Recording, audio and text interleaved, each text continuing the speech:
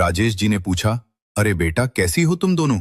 सुनीता झट से बोली, मैं तो एकदम ठीक हूं पिताजी, भला मुझे क्या होगा? लेकिन राधा का पता नहीं, सारे दिन मजदूरी करके इसका तो बुरा हाल हो जाता होगा। राधा ने मुस्कुराते हुए कहा, नहीं नहीं छोटी बहन, अब ऐसी कोई बात नहीं है। राघव ने नया बिजनेस शुरू किया है और भगवान की दया से सब बहुत अच्छा चल रहा है। जल्द ही हम नया घर भी लेने वाले हैं। ये सुनकर सुनीता की जलन और ज्यादा बढ़ गई। कुछ दिन बाद निखिल की आर्थिक स्थिति और खराब हो गई। घर के गहने, जेवरात सब बिक गए और नौकर हटा दिए गए। सास का गुस्सा अब सुनीता पर निकलने लगा। वो दिन रात सुनीता को ताने मारने लगी।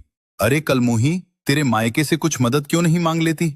अपने बाप से बोल कि अपने दामाद की थोड़ी मदद कर दे, ताकि तेरे पति की परेशानी थोड़ी कम हो जाए। सुनीता ने धीरे से कहा, लेकिन माँ जी, मेरे पिता तो एक साधारण से किसान हैं। उनके पास कोई धन दौलत नहीं है, और जो थोड़े बहुत पैसे उनके पास थे वो भी उन्होंने हमारी शादी में लगा दिए थे। वो कहां से हमारी मदद कर पाएंगे? सास बोली, हमने तुझसे निखिल की शादी करके बहुत बड़ी गलती कर दी। अगर किसी अच्छे खानदान में की होती तो आज कम से कम वो निखिल की मदद तो करते। ये सुनकर सुनीता को बहुत बड़ा धचका लगा।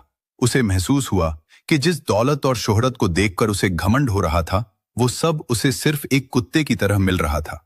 इस तरह उन दोनों बहनों की जिंदगी एक नया मोड़ ले रही थी। जहां राधा की जिंदगी खुशहाली की ओर बढ़ रही थी, वहीं दूसरी तरफ गीता की जिंदगी धीरे धीरे तबाही की ओर बढ़ती जा रही थी। एक रात जोर की बारिश हो रही थी। सुनीता रसोई के एक कोने में बैठी थी। रो रोकर उसकी आंखें सूजी हुई थी। पीछे से सास की आवाज उसके कानों में गूंज रही थी, अरे करमजली, तू डूबकर मर क्यों नहीं जाती? मेरे बेटे का सुकून खा गई तू। हमारे घर को बर्बाद करके रख दिया है तूने। न मायके से पैसा लाई, न किस्मत लाई, कुलक्षणी है तू। निखिल ये सब सुनता था लेकिन चुप रहता था। उसकी चुप्पी सुनीता के लिए सबसे बड़ा तमाचा थी। उसे ऐसा लगने लगा था जैसे उसका पूरा अस्तित्व ही मिट्टी में मिल गया है। अगली सुबह निखिल की दुकान पूरी तरह बंद हो गई। कर्जदार दरवाजे पर खड़े थे। अब घर बिकने की नौबत आ गई थी। सास ने घूरते हुए कहा, तू अपने मायके चली जा कुलटा, यहां अब तेरा कोई काम नहीं है। हमारे पास तुझे बिठाकर खिलाने के लिए पैसे नहीं है। अब सुनीता का घमंड पूरी तरह टूट चुका था। वो बिना कुछ कहे अपना सूटकेस लेकर रोते हुए मायके की तरफ निकल पड़ी। जब सुनीता अपने मायके पहुंची तो राजेश तिवारी उसे देखकर चौंक गए। बेटा सुनीता, क्या हुआ? तू अकेली क्यों आई है? और तेरी आंखों में आंसू क्यों हैं? क्या हुआ मेरी बच्ची? अपने पिता की आवाज सुनते ही सुनीता फूट फूट कर रोने लगी। बाबूजी, मैं हार गई। उन्होंने मुझे घर से निकाल दिया है। उनके लिए मैं एक नौकरानी से ज्यादा कुछ नहीं थी। मैं बेघर हो गई पिताजी। अब मैं कहीं की नहीं रही। उन्होंने सुनीता का हौसला बढ़ाया और कहा, कोई बात नहीं मेरी बच्ची, तू रो मत। तेरा बाप अभी जिंदा है। चल तू अंदर चल। राजेश जी सुनीता को घर के अंदर ले गए, लेकिन सुनीता लगातार रोए जा रही थी।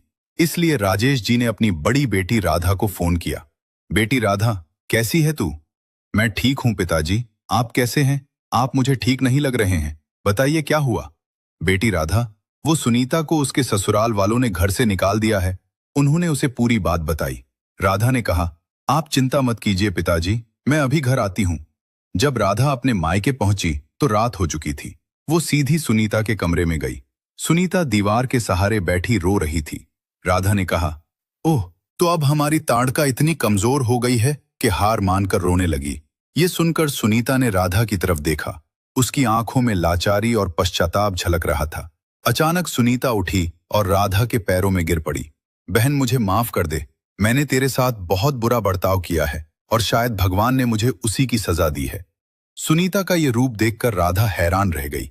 उसने आगे कहा, मैंने तुझे हमेशा नीचा दिखाने की कोशिश की, तेरी गरीबी का मजाक उड़ाया, लेकिन आज मैं खुद एक मजाक बनकर रह गई हूं।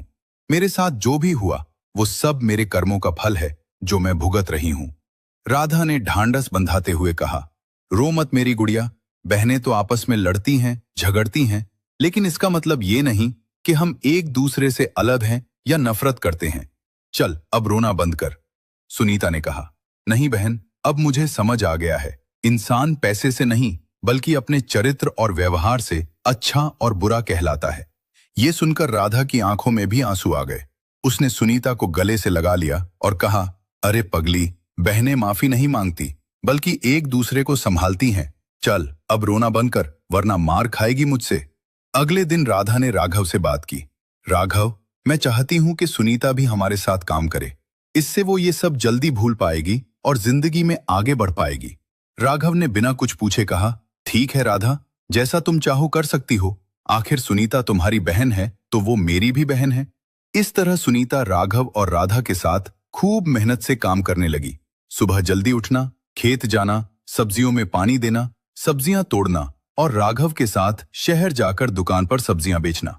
सुनीता के हाथ छिल गए, कमर दर्द करने लगी और एक दिन परेशान होकर सुनीता ने रोते हुए कहा, राधा, ये सब करना मेरे बस की बात नहीं है, मुझसे नहीं हो पाएगा, मैं तुम्हारे जितनी मजबूत नहीं हूं।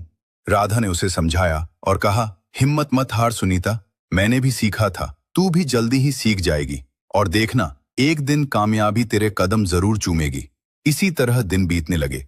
सुनीता ने राघव और राधा के साथ काम करके कुछ पैसे इकट्ठे किए और खुद का एक रेस्टोरेंट खोलने का फैसला किया। राघव और राधा ने सुनीता का साथ दिया और फिर कुछ दिन बाद सुनीता और राधा ने मिलकर पार्टनरशिप में शहर में एक रेस्टोरेंट खोल लिया। रेस्टोरेंट बहुत अच्छा चलने लगा और जल्द ही सुनीता और राधा का नाम स्टार्टअप आइकन गर्ल्स के रूप में मशहूर हो गया। उसी दौरान निखिल राजेश तिवारी के घर आया। उसने नमस्ते किया और पूछा, सुनीता कहाँ है? उन्होंने गुस्से में कहा, अब तुझे सुनीता से क्या काम है? तूने उसे जो दुख दिया है, क्या वो काफी नहीं था जो तू फिर से जले पर नमक छिड़कने चला आया? निखिल ने उदास लहजे में कहा, ऐसा मत बोलिए पिताजी, मैं मानता हूं मुझसे बहुत बड़ी गलती हुई है, लेकिन अब मैं सुनीता को वापस अपने साथ ले जाने आया हूं। मैं उस समय इतना परेशान था कि क्या सही है और क्या गलत समझ ही नहीं पाया।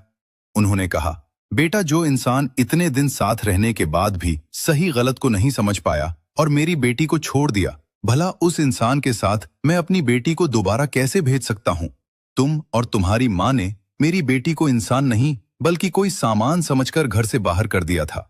निखिल ने शर्मिंदगी से कहा, मुझे अपनी गलती का एहसास है, मैं फिर कभी ऐसा नहीं करूंगा। निखिल बोल ही रहा था, तभी अचानक राधा और सुनीता भी वहां आ गई। राधा ने उससे पूछा, निखिल, तुम यहाँ क्या कर रहे हो? उसने कहा, मैं सुनीता को अपने साथ वापस ले जाना चाहता हूँ। राधा ने उसे घूरते हुए कहा, इतना सब करके भी तुम्हारा मन नहीं भरा कि तुम फिर से वापस आ गए? निखिल ने उसे डांटते हुए कहा, राधा, तुम बीच में मत बोलो, मैं सुनीता से बात कर रहा हूँ, तुम हमारे बीच मत आओ। निखिल की बात सुनकर सुनीता ने तीखे अंदाज में कहा, मिस्टर निखिल, तमीज में रहकर बात कीजिए, आप मेरी बड़ी बहन से बात कर रहे हैं और मुझे आप ये बताइए, आज अचानक आपको मेरी याद कैसे आ गई? वो बोला, सुनीता, मुझे अपनी गलती का एहसास हो गया है, इसलिए मैं तुम्हें वापस अपने साथ ले जाने आया हूं। सुनीता ने उसकी आंखों में देखते हुए कहा, निखिल, मैं अच्छी तरह जानती हूं तुम्हें, आज मेरे पास दौलत और शोहरत आ गई है तो अब तुम्हें मेरी याद आ गई? तुम सिर्फ लालची इंसान हो। निखिल ने उसे डांटते हुए कहा, अपनी हद में रहो सुनीता, इस तरह कहकर तुम मेरी बेइज्जती कर रही हो। निखिल, बेइज्जती उसकी की जाती है जिसकी कोई इज्जत हो, तुम जैसे लोगों की तो कोई इज्जत नहीं होती, इसलिए अब आप यहां से चले जाइए, वरना हमें धक्के देकर बाहर निकालना पड़ेगा। निखिल ने जाते हुए कहा, मैं तुम सबको देख लूंगा। सुनीता ने कहा, हाँ हाँ देख लेना, अब जा यहां से। इस तरह निखिल आग बबूला होकर वहां से चला गया। इसके बाद उन दोनों बहनों ने बहुत तरक्की की और फिर राधा और राघव ने मिलकर सुनीता के लिए एक बहुत अच्छा लड़का ढूंढा जिसका नाम अमित था। सुनीता की शादी अमित से हो गई और इस तरह वो दोनों बहनें खुशी खुशी रहने लगी। दोस्तों, इंसान की असली पहचान उसकी दौलत से नहीं, उसके व्यवहार और संस्कार से होती है। घमंड चाहे कितना भी बड़ा क्यों ना हो, वक्त उसे एक दिन जरूर तोड़ देता है। दौलत से सिर्फ सुविधाएं खरीदी जा सकती हैं, लेकिन सुकून और प्यार नहीं। मेहनत और सच्चे रिश्ते ही जिंदगी को असली मायनों में खूबसूरत बनाते हैं। जो दूसरों को छोटा समझता है, वक्त उसे उसकी औकात जरूर दिखा देता है।